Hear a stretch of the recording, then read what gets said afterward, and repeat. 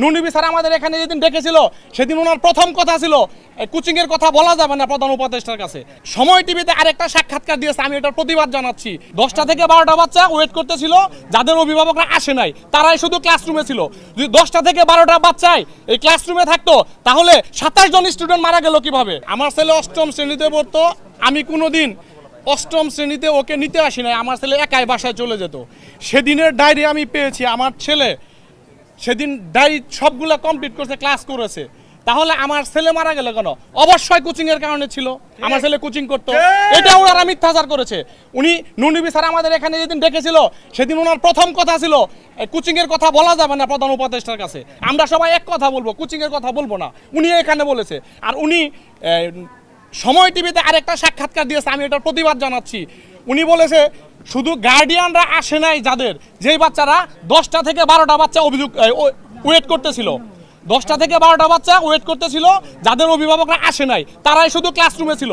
যদি 10টা থেকে 12টা বাচ্চাই এই ক্লাসরুমে থাকতো তাহলে 27 জন স্টুডেন্ট মারা গেল কিভাবে? তাহলে মেহরিন মিস 20 জনকে বাঁচাইলো কিভাবে?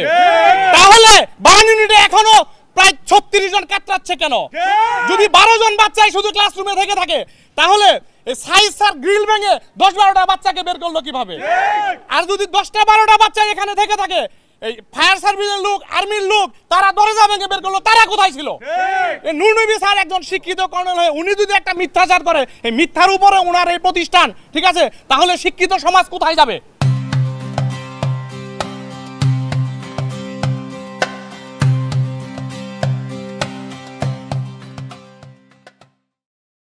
আমার এই প্রশ্নের জন্য আমি এই নুনবী স্যারকে আজকে চাইছিলাম, কিন্তু নুনবী স্যার উনি পালাই গেছে, উনি আর মিডিয়া দেখে ভয় পাইছে, ওনারা চলে গেছে।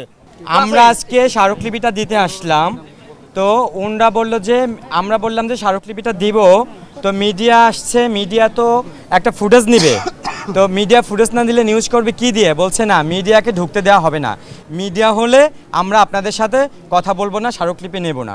এই যে আমরা স্মারকলিপি, ওনরা আমাদের নিচ্ছে না, আমরা ফেরত যাচ্ছি। হ্যাঁ, আমরা স্মারকলিপি নিতে আসছি, আমরা বলছি যে স্যার আমরা আপনাদের একটা স্মারকলিপি দিতে আসছি, স্মারকলিপিটা নেন, তারপরে আমরা আপনাদের সাথে কথা বলি, টেবিলে বসে কথা বলার কথা হয়েছে, আমাদের সাথে 12টার সময় বসার কথা, উনি আমাদের সাথে কথা বলবেন টেবিলে বসে। বলছি শুধু ফুটেজটা নিয়ে চলে যাবে, মিডিয়া তো আমাদের আলোচনা শুনবে না, আমরা আপনার সাথে আলোচনা করার পরে আমরা মিডিয়াকে আমরা ব্রিফ করব, আর আপনাদের পক্ষ থেকে আপনারা ব্রিফ করবেন, দুইজনটা দুই পক্ষ থেকে ব্রিফ করেন। মিডিয়া শুধু ফুটেজটা নিয়ে চলে যাবে, মিডিয়াকে উনি ফুটেজ দেবে না কোনোভাবেই স্মারকলিপি নেওয়ার। আর আমরা কেন মিডিয়া ছাড়া স্মারকলিপি দিতে চাইনি, কারণ ওনরা মিথ্যাচার করে। ওনরা কালকে বলবে যে না, আমরা তো কোনো স্মারকলিপি পাই নাই। ওনরা প্রত্যেকটা বিষয় কিন্তু মিথ্যাচার করে, তো ওনরা যাতে আর মিথ্যাচার না করে এই জন্য আমরা মিডিয়ার সামনে স্মারকলিপি দিতে চেয়েছিলাম। আর ওনরা মিডিয়ার সামনে স্মারকলিপি নেবে না। ভাই, মিডিয়ার সামনে স্মারকলিপি নিলে কি হবে? এটা কি কোনো নিষিদ্ধ স্মারকলিপি? এটা কি কোনো গোপন স্মারকলিপি? এটা কি এনিথিং নিষিদ্ধ? এটাতে কি আছে? একবার পুরোটা পড়ে শোনাবো। বরাবর উপদেষ্টা কর্নেল অবসর Nurun Nabi, Milestone school and college, Diabari, Turag, Dhaka. বিষয়, মাইলস্টোন স্কুল অ্যান্ড কলেজ কর্তৃপক্ষ দ্বারা নিহত ও আহত পরিবারের আলটিমেটাম উপেক্ষা এবং গণমাধ্যমে মিথ্যাচার ও সামাজিক যোগাযোগ মাধ্যমে অপপ্রচারের জবাব চাই।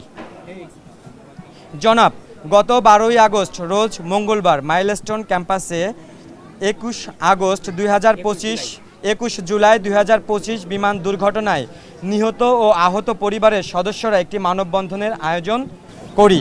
এতে আপনার প্রতিষ্ঠানের 2 জন শিক্ষককে অপসারণের 72 ঘন্টার আলটিমেটাম দেয়া হয়। নির্দিষ্ট সময় পেরিয়ে গেলেও দৃশ্যমান কোনো অগ্রগতি দেখা যায়নি। কেন কোনো পদক্ষেপ নেওয়া হয়নি জানতে চাই। এছাড়াও আপনার প্রতিষ্ঠান থেকে গণমাধ্যমে আমাদের মানববন্ধনের যৌক্তিক দাবির প্রতি একাত্মতা প্রকাশ করে বিবৃতি প্রদান করা হয়েছে। আপনারা আমাদের কোন কোন দফায় একাত্মতা প্রকাশ করেছেন তার লিখিত জবাব চাই। এছাড়াও আরও জানতে চাচ্ছি যে আপনার প্রতিষ্ঠানের কিছু শিক্ষক শিক্ষিকা ও কর্মচারীগণ সামাজিক যোগাযোগ মাধ্যমে শহীদ ও আহত পরিবার সম্পর্কে অত্যন্ত কুরুচিপূর্ণ এবং মানহানিকর বক্তব্য দিচ্ছেন। এদের বিরুদ্ধে আইনগত পদক্ষেপ নিচ্ছেন না কেন জানতে চাই।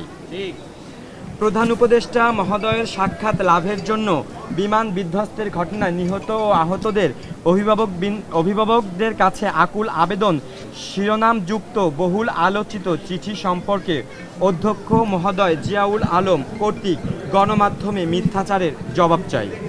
তাছাড়াও মানববন্ধনে অংশগ্রহণ করা শিক্ষার্থীদের চিঠি দেওয়ার হুমকি এবং অভিভাবকগণ কোচিং করার জন্য আবেদন করছে এই মিথ্যাচারের জবাব চাই।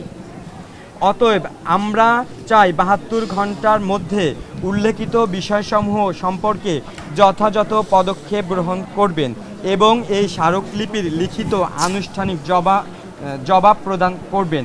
মাইলস্টোন স্কুল অ্যান্ড কলেজে বিমান দুর্ঘটনায় আহত ও নিহত পরিবারের সদস্যরা, আমরা যারা স্মারকলিপি দিচ্ছি, কিছু সংযুক্তি দিয়েছি আমরা ৯ দফার সংযুক্তি দিয়েছি। গণমাধ্যমে পাঠানো অগ্রহণযোগ্য বিবৃতি সংযুক্তি নিয়ে আসছি আমরা। সামাজিক যোগাযোগ মাধ্যমে কুরুচিপূর্ণ এবং মানহানিকর বক্তব্য দানকারীদের পরিচয়ের সংযুক্তি নিয়ে আসছি আমরা।